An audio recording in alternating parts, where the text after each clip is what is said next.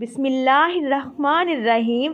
प्यारे दोस्तों, हमारे नबी सल्लल्लाहु अलैहि वसल्लम ने फरमाया कि जब भी आपका कोई मसला हल ना हो रहा हो, कोई काम ना बन रहा हो और अचानक से आपके ऊपर परेशानियां आ रही हों, अचानक से आपके साथ हादसे हो रहे हों, बुरे काम बुरे ख्यालात आ रहे हों, तो ऐसे में इन तमाम चीज़ों से बचना चाहते हैं तो ये तस्बीह पढ़ लिया करें। ये तस्बीह आपने अव्वल आखिर 3 मरतबा दुरूद पाक और 100 मरतबा आपने ये तस्बीह पढ़नी है। इंशाअल्लाह आपके जो भी मसले मसाइल हैं अल्लाह पाक के करम से सब हल हो जाएंगे। मेरे प्यारे दोस्तों, हम सब मुसलमान हैं और हम सब पर 5 वक्त की नमाज फ़र्ज़ है। नमाज हमें बेहयाई और बुरे कामों से रोकती है।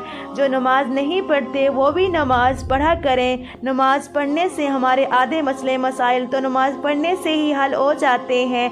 अल्लाह पाक हम सबको 5 वक्त की नमाज पढ़ने की तौफीक अता फरमाए। ये दुआ हर मसले के हल की दुआ है। ये दुआ ज़रूर कीजिएगा, आपके जो भी मसले मसाइल हैं इंशाअल्लाह सब दूर हो जाएंगे।